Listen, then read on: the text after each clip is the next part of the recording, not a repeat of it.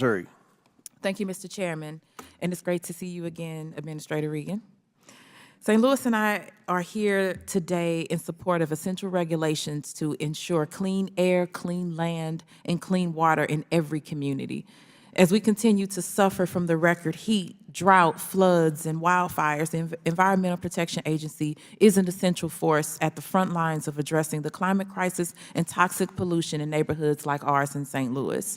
Under your leadership, Administrator Regan, the agency has taken bold steps to limit pollution and contamination from fossil fuel power plants, chemical facilities, vehicles, and forever chemicals like PFAS. You have continued the critical work of cleaning up toxic sites around the country and advancing President Biden's critical Justice 40 initiative, including through my Environmental Justice Mapping and Data Collection Act. You have achieved so much, all while weathering an extremist assault on the basic functioning of the agency by far-right members of Congress and Supreme Court justices who are hell-bent on catering to industry profits above basic needs of regular people. The Republican Party is pro-pollution, pro-big oil, pro-disaster, and pro-disease. The EPA's work is saving lives in states like Missouri and communities like St. Louis. Last year, the agency began investigating toxic fumes and odors in South St. Louis after I heard from constituents and requested action from the EPA. And over the last few years, my team and I have worked closely with the EPA to minimize the impact of historical legacy pollution in our community. The essential role of the EPA is underscored by the harms my constituents continue to face from environmental contamination and nuclear waste dating back to World War II.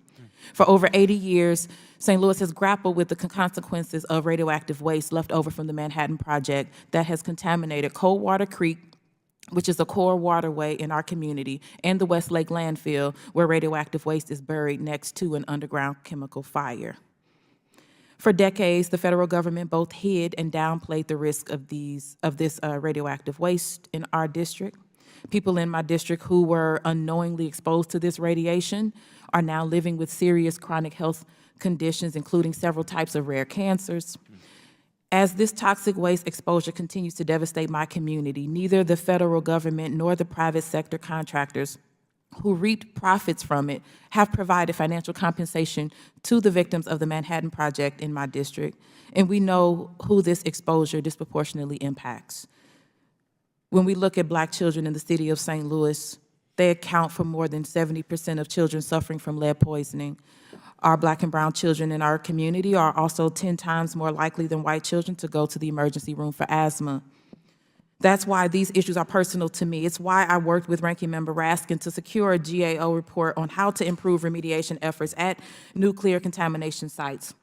That's why I've successfully pushed to include my Environmental Justice Mapping and Data Collection Act in the Inflation Reduction Act. That's why the House, under a Democratic majority, passed several of my amendments relating to toxic exposure. That's why I have worked closely with Secretary Granholm and the Department of Energy to ensure the EPA has the resources necessary to clean up Westlake landfill.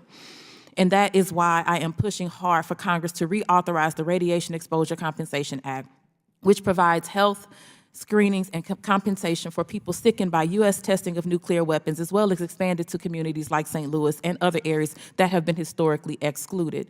In March, the Senate passed bipartisan legislation to do just that, but Speaker Johnson refused to take action to help the people who need it most and their families, and RECA expired over a month ago.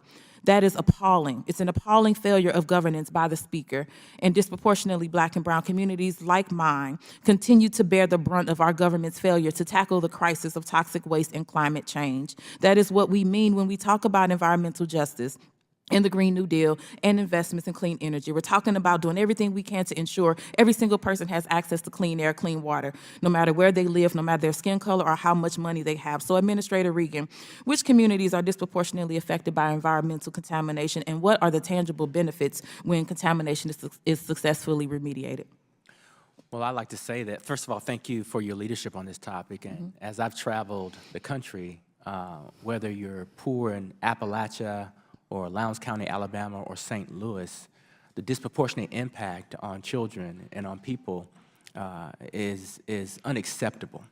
And the Bipartisan Infrastructure Law and the Inflation Reduction Act has offered lots of opportunities to begin to correct these wrongs, whether it is looking at brownfields and Superfund sites and partnering with DOE to clean up that radiation and that pollution, or whether it's ripping out these lead-laced lines that are feeding water, drinking water to our children.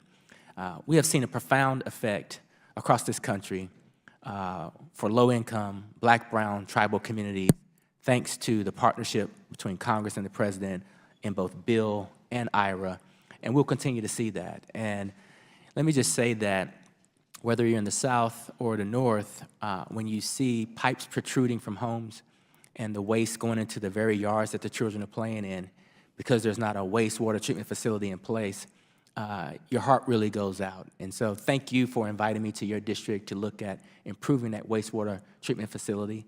And we're trying to do that all over the country. Absolutely. Thank you, and I yield back. Thank you, Mr. Chairman. Chair recognizes